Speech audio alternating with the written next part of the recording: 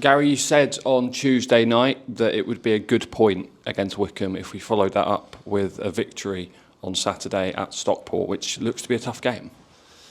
Yeah, it'll be a really tough game, but the way we started the game, we set off like a steam train on Tuesday night, and we're really good. If we continue that form into Saturday, then I'm sure we can get another positive result. And like I said after the game, I think when you draw a game and you follow it up with a win, it can be really positive. So the players are in good spirits. They know they played well. They know they were up against a really good team and had to dig in for large periods as well. But yeah, good point that we hopefully can build on Saturday. They played against Birmingham City last night. I imagine you managed to watch that match. What did you make of it? Yeah, I watched it at home. Look, Birmingham are a fantastic team. We know that from obviously playing them last week. But to play them at their place, probably even more difficult. And first half, they were a little bit passive. And Birmingham controlled the game, scored 2 very good goals. And in second half, they were a lot more aggressive. They got after them and actually could have got something from the game in that second half. So I think they'll have taken a bit of heart from that, from their second half performance and how aggressive they were. I think they'll try and obviously take that into their, a game at home. I've seen them at home a lot over the years, and I know, the home crowd, the way they play, they can be a really aggressive team at home. So we have to be prepared for that. How much have the players learned over the last few weeks from these games against Wrexham, Birmingham, and Wycombe as well about what it takes to play these top teams? Yeah, it's tough. I think that's, we know that we have to be at our very best to win against the top teams in this league, and we showed that the other night. We were very good for large periods of the game and could only draw against Wycombe because of their quality, the size of the squad, the physicality that they have for the whole game. But we know that, at our very best we can win, and if we win on Saturday, then we get our season back on track and look into the next run of fixtures going into Christmas with great optimism for the second half of the season. Could you provide an update on some of those missing players? Obviously, Dimitri Mitchell. Where does start?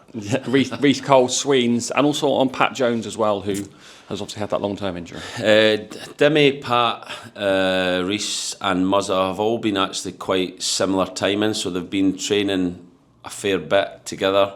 Dimmy and Pat have been a bit more non-contact than Muzz and Reece.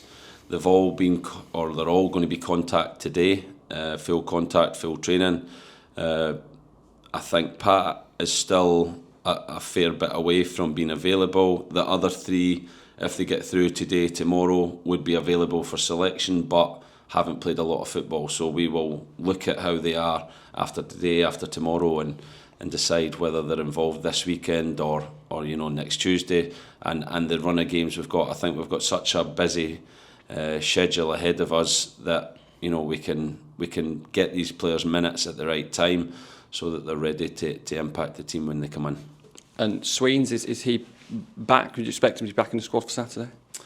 Sweens is going to train today, so he will come into the team if he gets through training, or he'll come in for selection if he can get through training today and Friday. It was something we felt we didn't need to rush to get him back on Tuesday night, so hopefully he gets through training today fine.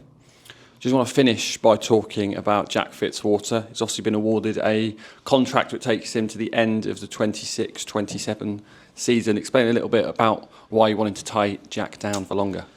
Yeah, Jack has, since he's came into the club, I think he's probably not played as much as he would have liked.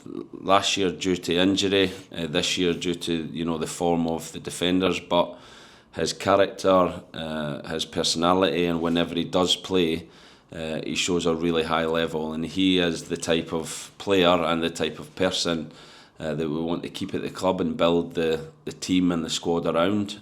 So when we started discussing this, it was a no-brainer to get it done, and we've done that with other players. Jack Aitchison, Emmy, we've put them on longer contracts, and Jack Fitzwater fell into that category, and we're delighted that he has signed.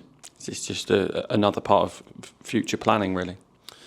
Yeah, I think that we've found this year when we keep more of the group together, the core group together, then add quality around that, then you can see the team gels quicker. So yeah, it's trying to get a core group of players at the right age, the right characters, the right quality to help us at this level. And then, like I said, in every window, then you're just adding quality rather than quality and quantity. I think we've found in recent years, since I've been here, the early windows, when you're adding so many players, it can be difficult. But the less we have to do that with the core group that's here, then I think that's better for the club.